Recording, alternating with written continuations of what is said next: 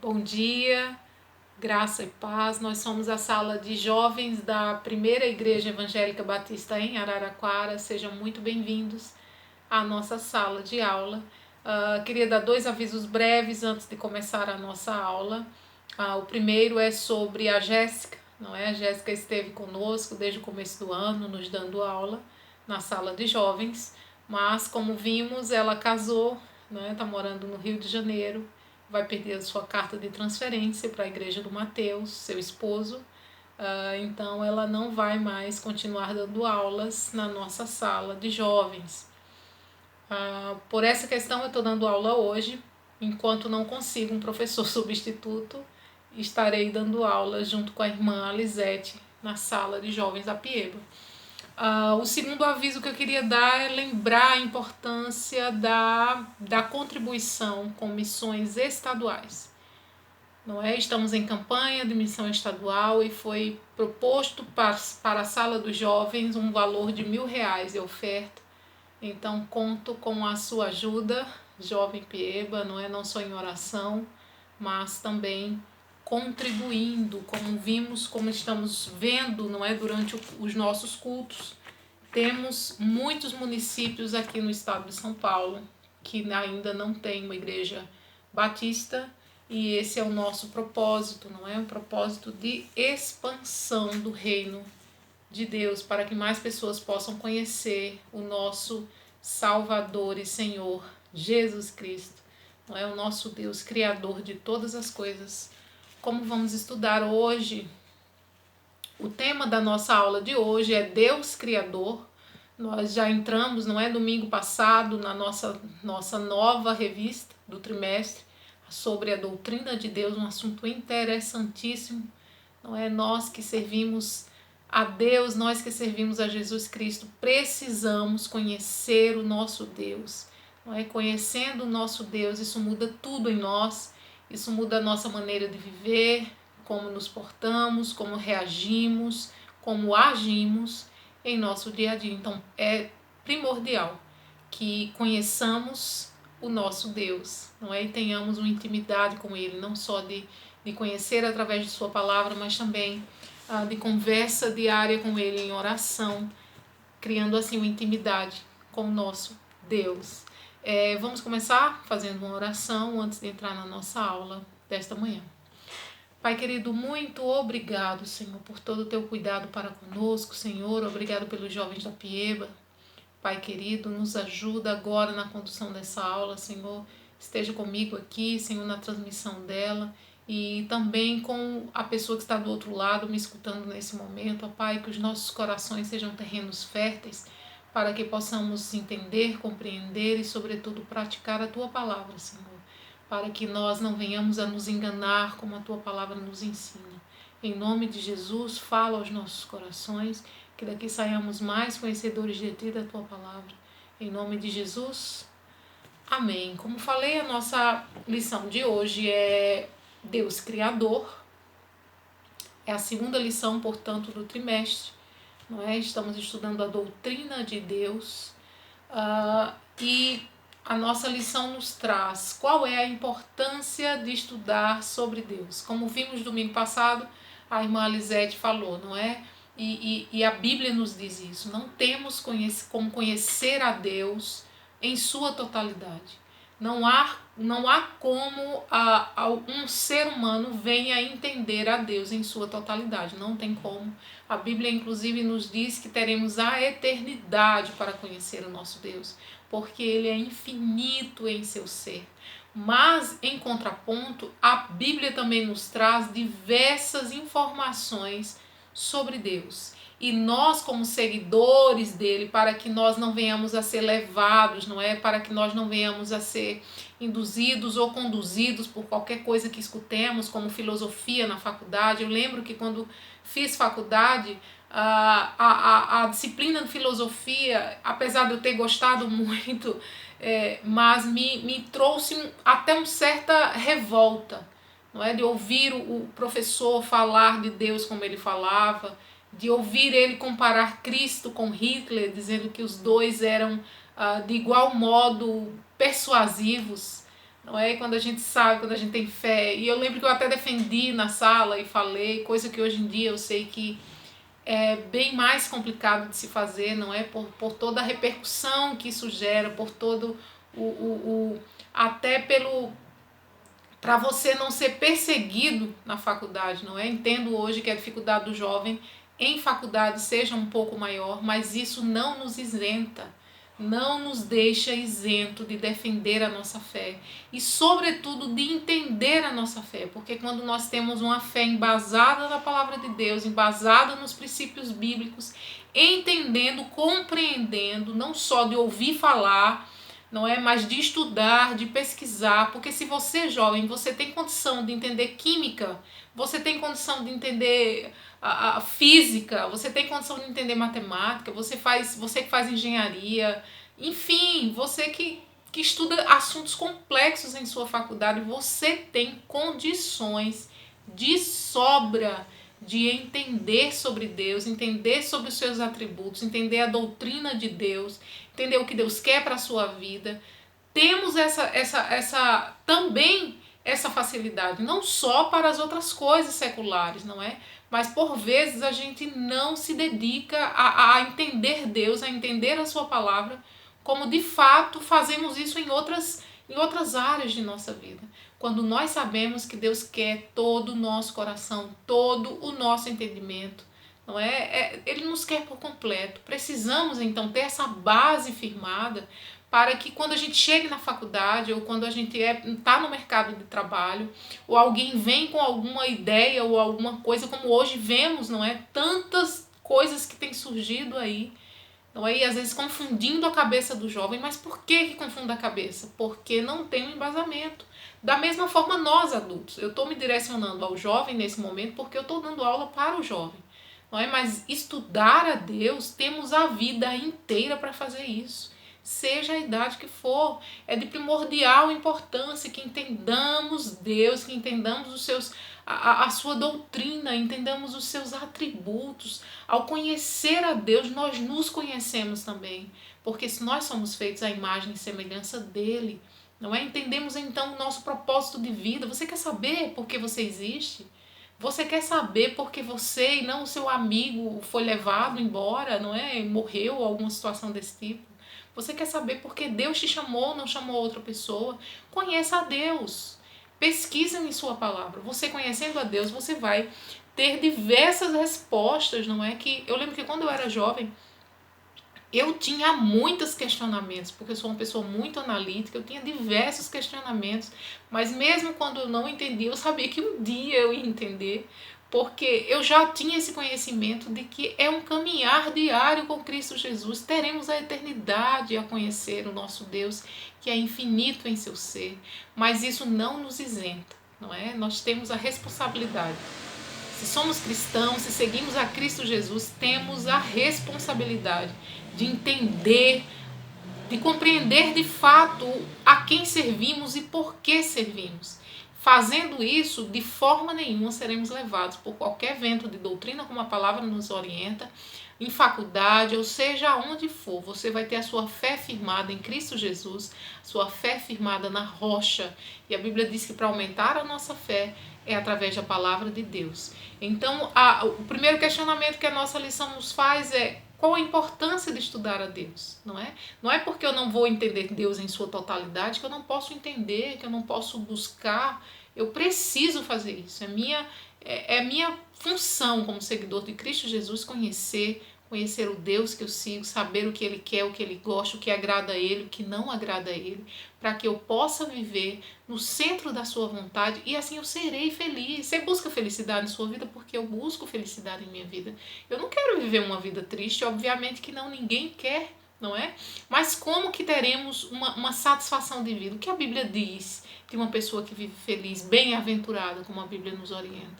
É uma pessoa que conhece a Deus, é uma pessoa que vive no centro da vontade de Deus, que sabe o porquê de existir, sabe a sua função aqui na Terra, sabe por que Deus criou você, sabe por que Deus poupou você, porque Deus colocou você em determinado lugar.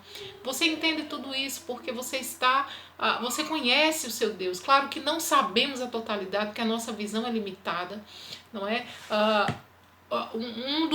das doutrinas de Deus são os atributos de Deus. Inclusive hoje nós vamos estudar Deus Criador, é um dos atributos de Deus. E temos os atributos comunicáveis, né? Deus tem os seus atributos comunicáveis e os atributos incomunicáveis.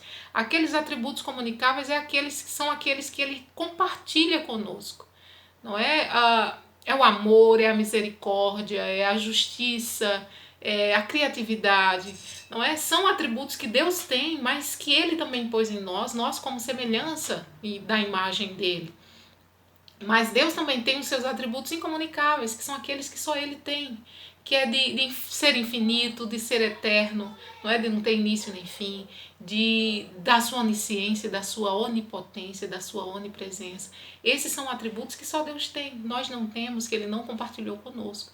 Mas precisamos estudar esses atributos, não é? Ao conhecer a Deus, nós nos aproximamos dele, entendemos do que ele gosta, do que agrada o seu coração, e assim a gente consegue viver de uma forma mais feliz a agradar o seu nome. Então, a forma como eu vejo e como eu me relaciono com Deus diz tudo sobre mim, sobre os meus valores. Ao conhecer a Deus, não é? Quando estudamos os atributos de Deus, as coisas que ele gosta, o que ele quer para nós, o que ele sonhou para nós, então isso muda tudo. Isso muda tudo ao meu redor, isso muda os meus valores, isso diz tudo sobre mim. Como eu posso agir, como eu posso reagir em determinadas situações. Não é? Por vezes a gente fica preocupada, será que é pecado fazer tatuagem? Será que é pecado usar piercing? Será que é pecado usar calça de tal forma, rasgada, sem ser rasgada? Será que é pecado usar cabelo assim, cabelo assado?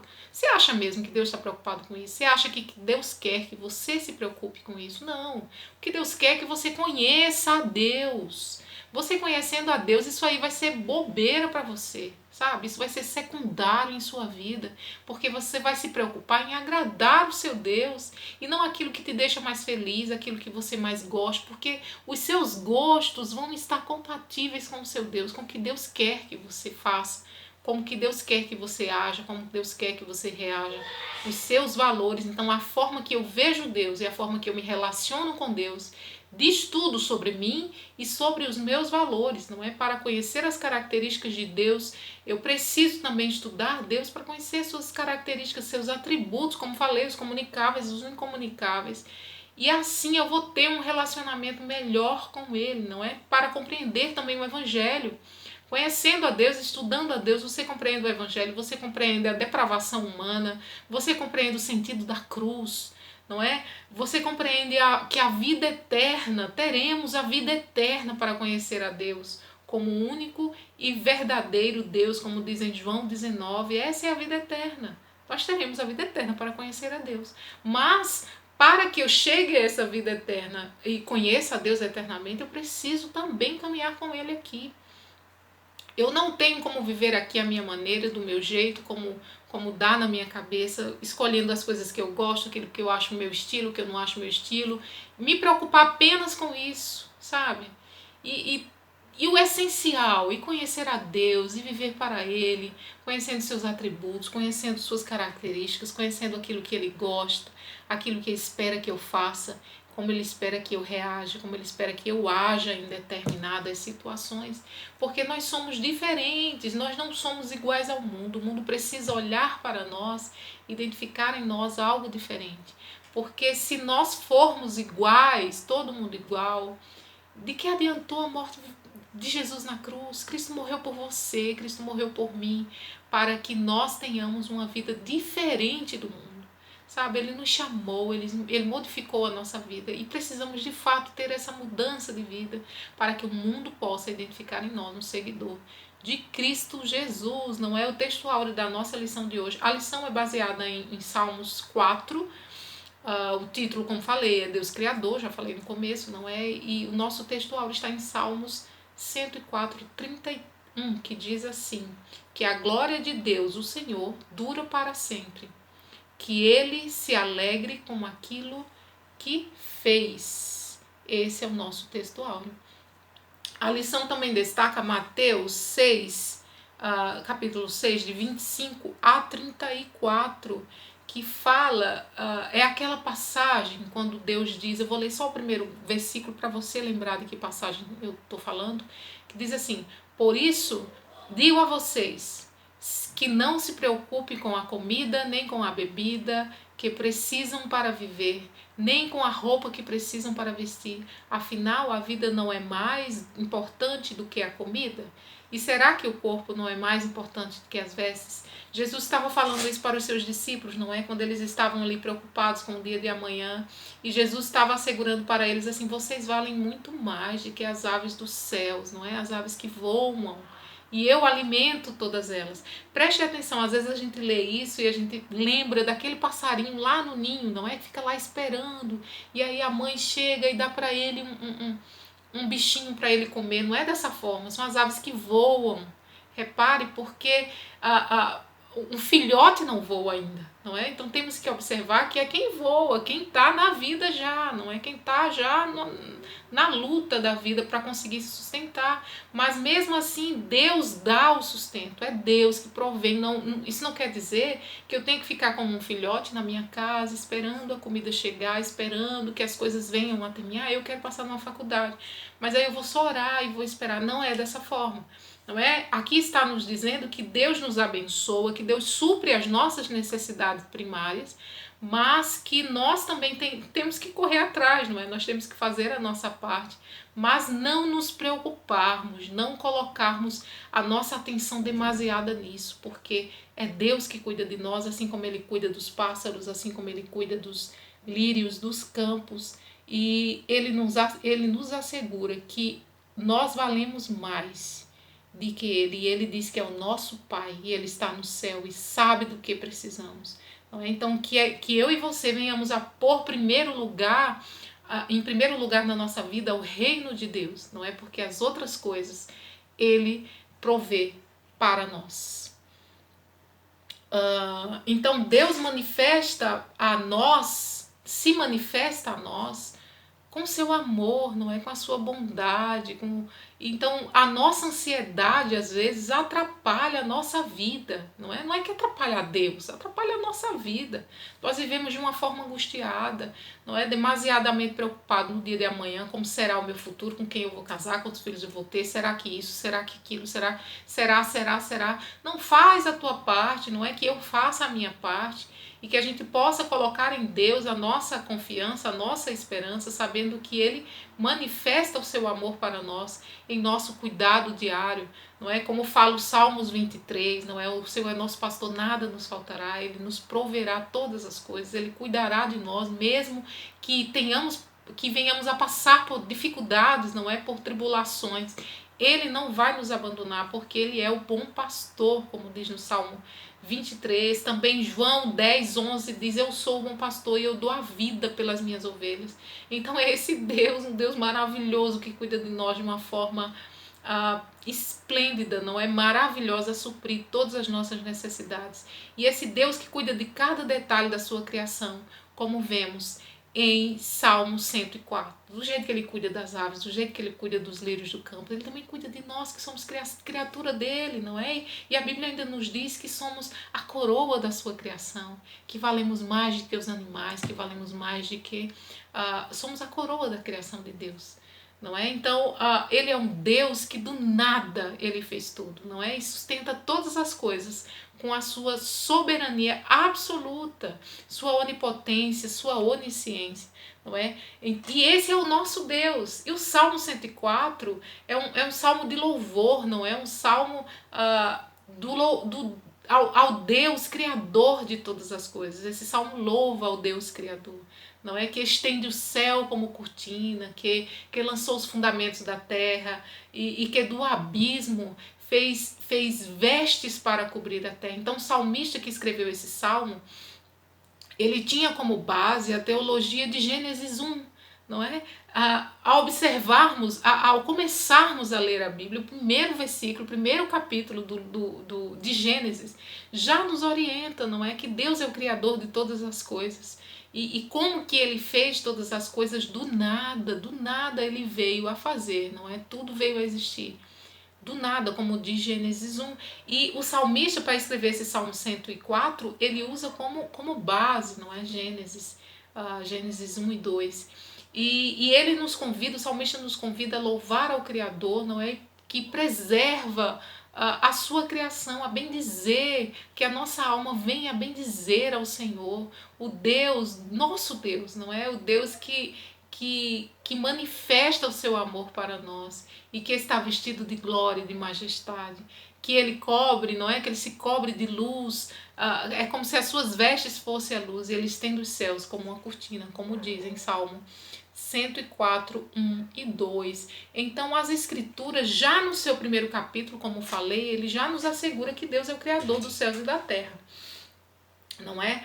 Ele criou todas as coisas pelo poder da sua palavra, sem qualquer matéria pré-existente, não existia nada, era tudo escuro, e Deus, que já existia porque ele é infinito, é um dos seus atributos e é um atributo incomunicável, ele fez tudo surgir do nada, só com o poder da sua palavra, como diz Gênesis 1 e 2, não é? Que nos diz que Deus criou o universo todo, não é? Tudo ele criou, os seres humanos, criou todas as coisas, criou os animais, fez a separação da terra, do mar, colocou limite nas coisas, não é? Fez os astros, os luminares. Então Deus fez todas as coisas, como nos mostra o começo de Gênesis, e ele nos fez de uma maneira especial, não é? Ele nos fez à imagem e semelhança dele, não é? E depois de ele ter feito tudo isso, ele olhou e viu que tudo isso era muito bom, não é? Que não havia mancha, não havia nada de errado na criação de Deus.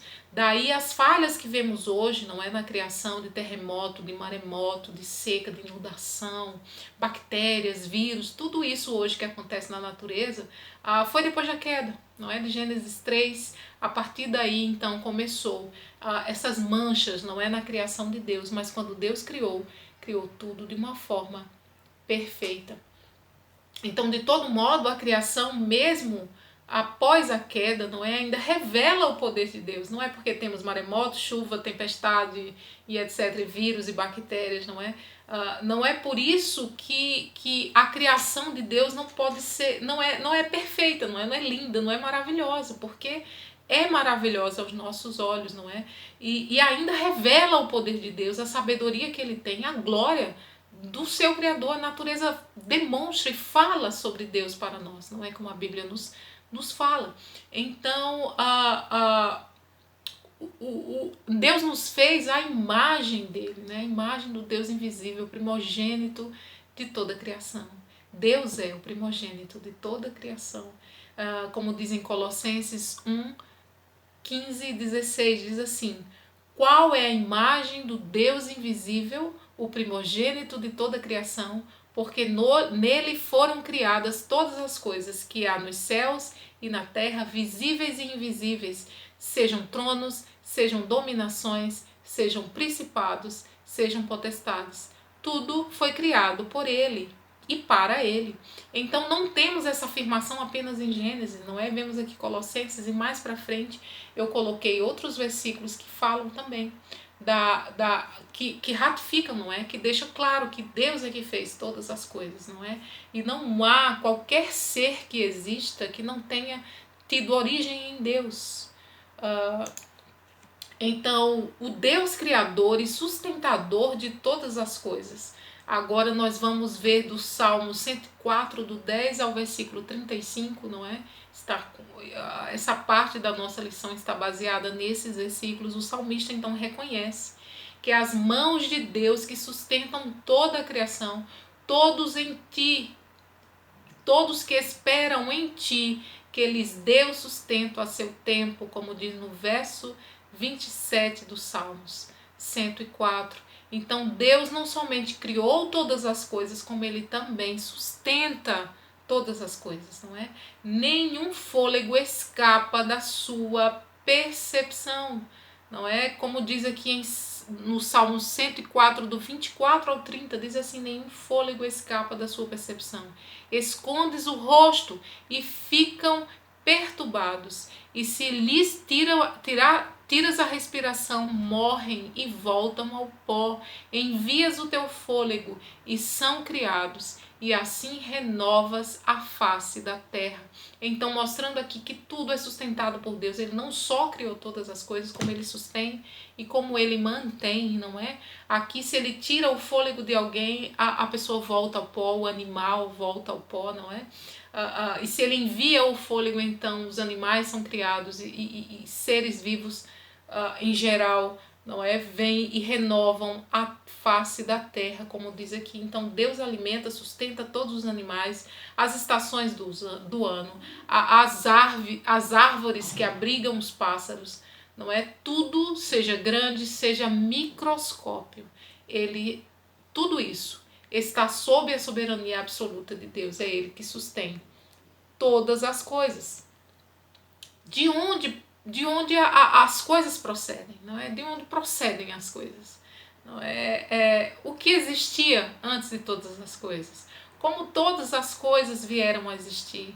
A criação surgiu a partir da explosão de uma partícula, um átomo primordial,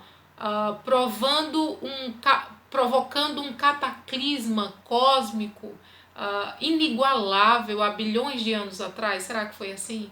Essas perguntas, não é, rodam a mente de muitos, não é, que procuram responder observa o cosmos e tenta responder sem ser com base na Bíblia. Não é? São perguntas que rodam os cientistas, pessoas que estudam, pessoas que observam. Então eles tentam entender como que essas coisas começaram a existir, como, será que veio mesmo da partícula? Será que teve um átomo primordial que provocou esse cataclisma? Será que foi dessa forma? Será que foi assim que o cosmos surgiu? Não é? E nós como cristãos, não é? Nós como filhos de Deus, que temos fé em Deus, que acreditamos na palavra de Deus, e o que a palavra de Deus diz é verdade para nós, não é? Porque nós acreditamos e então nós temos essas respostas. Nós temos essas respostas. E por isso é tão importante estudar sobre Deus. Por isso que é tão importante estudar suas características, seus atributos. Porque daí você conhecendo um Deus todo-poderoso como Ele é, um Deus infinito, um Deus que não teve nada que pudesse fazer. Não é um Deus que se reconhece como santo, como todo-poderoso. É um Deus que diz, não há nada além de mim. É um Deus imutável. É um Deus que nos assegura confiabilidade. Por quê? Porque se Ele próprio, que criou o universo, se Ele próprio, que fez todas as coisas, Ele está dizendo que Ele é o alfa e o ômega, Ele é o começo e Ele é o fim. Ele está dizendo que Ele é o todo-poderoso. Ele está dizendo que só Ele é digno de louvor, é digno de adoração. Que só Ele é o Deus verdadeiro. E se Ele é imutável, e se nós que caminhamos com Ele, não é, há um tempo, nós observamos que de fato Ele é imutável. Não é? Através de sua palavra, através do que aconteceram com as pessoas que está descrito na Bíblia, através da nossa vida, através dos testemunhos que escutamos das outras pessoas. Não é? Nós vemos, nós testificamos que Ele é imutável. Então Ele é um Deus digno de confiança. É um Deus imutável. E por Ele não mudar, eu posso depositar nele todas as minhas fichas. Eu posso confiar nele de fato, de olho fechado. Porque é um Deus que não muda. É um Deus que não tem sombra de variação, como a Bíblia nos diz. Não é? Então essas perguntas, elas norteiam a mente de pessoas que procuram resposta diante do cosmos. Ao observar aquilo tudo ali tão maravilhoso, não é? Tudo funcionando de uma forma tão harmônica, não é? O cientista procura ali alguma coisa que possa justificar daquilo que não seja Deus.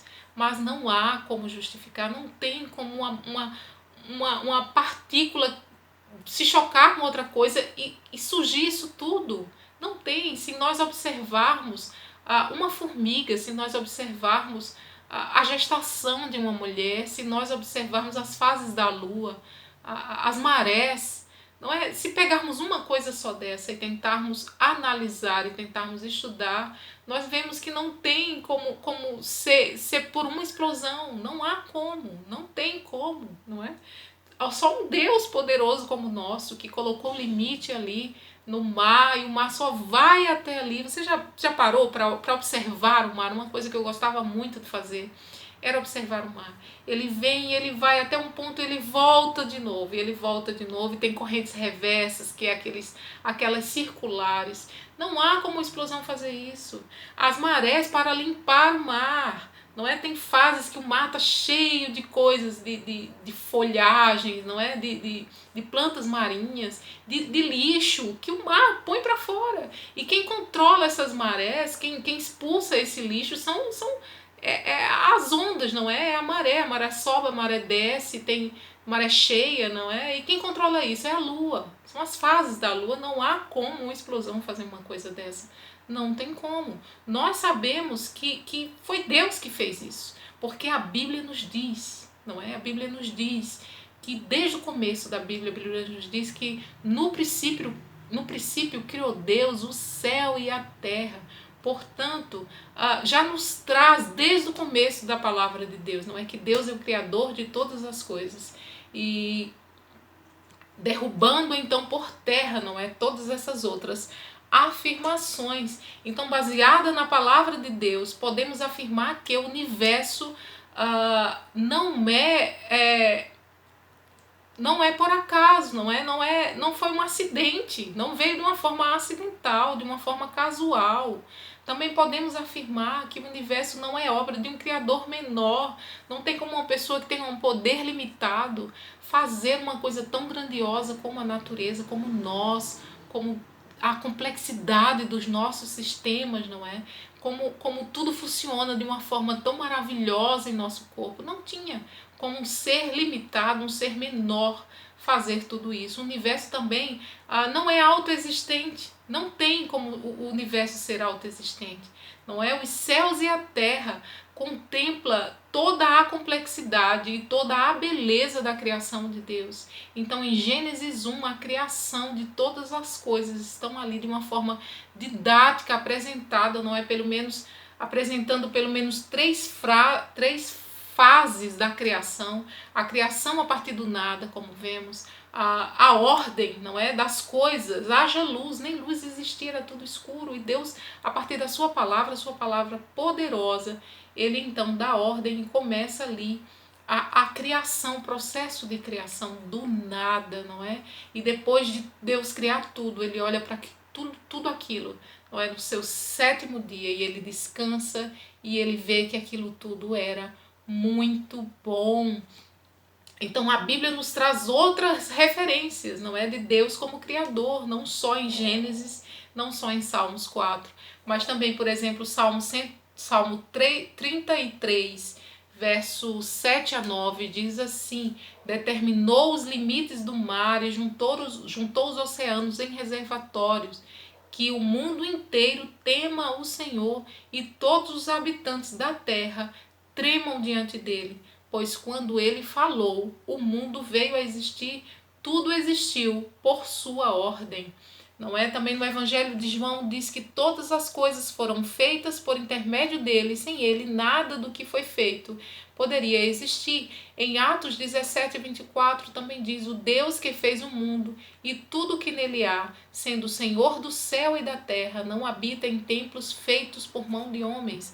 Em Colossenses 1:16 diz: porque nele foram criadas todas as coisas que há nos céus e na terra, visíveis e invisíveis, seja tronos, seja dominações, sejam principados, sejam potestades, tudo foi criado por ele e para ele. E ele é antes de todas as coisas, e todas as coisas subsistem por ele. Portanto, Deus é o Criador e ele fez tudo a partir do nada. Deus é criativo, ele é todo poderoso e ele é o nosso Deus.